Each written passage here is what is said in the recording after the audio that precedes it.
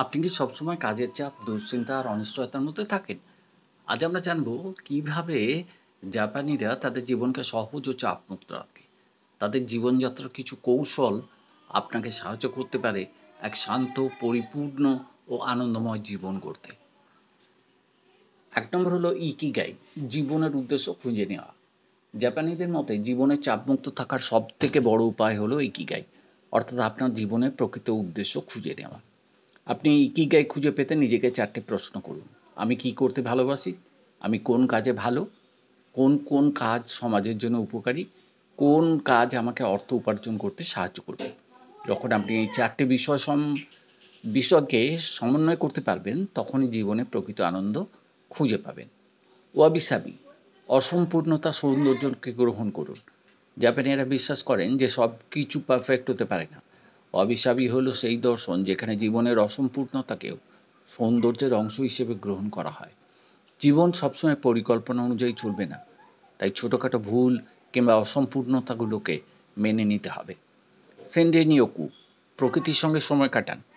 জাপানি শব্দ সেনডেনিওকু মানে হলো বনের স্নান।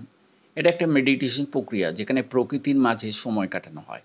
গবেষণায় দেখা গেছে প্রতিদিন কিছু সময় প্রকৃতির মাঝে কাটালে মানসিক চাপ কমে যায় এবং মন শান্ত থাকে। কাইজেন, ধাপে ধাপে উন্নতি। জাপানিরা হঠাৎ বড় পরিবর্তনে বিশ্বাস করেন না।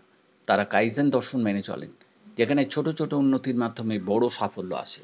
আপনি যদি চাপমুক্ত থাকতে চান, তাহলে প্রতিদিন সামান্য ভালো হওয়ার দিকে মনোযোগ দিন। একদিনে বড় কিছু করার চাপে পড়বেন না। হারাহাচি বু, অতিরিক্ত খাওয়া বন্ধ করুন। জাপানের ওকিনাওয়া দ্বীপের মানুষরা দীর্ঘ জীবনযাপনের জন্য বিখ্যাত। তাদের একটি রহস্য হলো হারাহাচি-বু, অর্থাৎ তারা ১০০% খাওয়ার পরিবর্তে ৮০% পর্যন্ত খেয়ে থেমে যান। এটা শুধু স্বাস্থ্য ভালো রাখে না, বরং মস্তিষ্ককেও হালকা ও চাপমুক্ত রাখে। মিনিম্যালিজম, কম জিনিস বেশি সুখ। জাপানিরা মিনিম্যালিস্ট জীবনযাত্রা অনুসরণ করেন। তারা অপ্রয়োজনীয় জিনিসপত্র জমান না এবং সহজ পরিপাটি জীবনযাত্রা পছন্দ করেন। কম জিনিস, কম দুশ্চিন্তা। এই নিয়ম অনুসরণ করলেই দেখবেন মানসিক চাপ অনেক কমে গেছে। জাপানিদের জীবনধারায় কিছু সহজ কিন্তু কার্যকরী কৌশল আছে যা আপনিও নিজের জীবনে প্রয়োগ করতে পারেন। ইকিগাই খুঁজে নিন, প্রকৃতির সঙ্গে সময় কাটান, ছোট ছোট জীবনে পরিবর্তন আনুন এবং জীবনকে সহজ করে ফেলুন। তাহলেই আপনি চাপমুক্ত ও সুখী জীবনযাপন করতে পারবেন।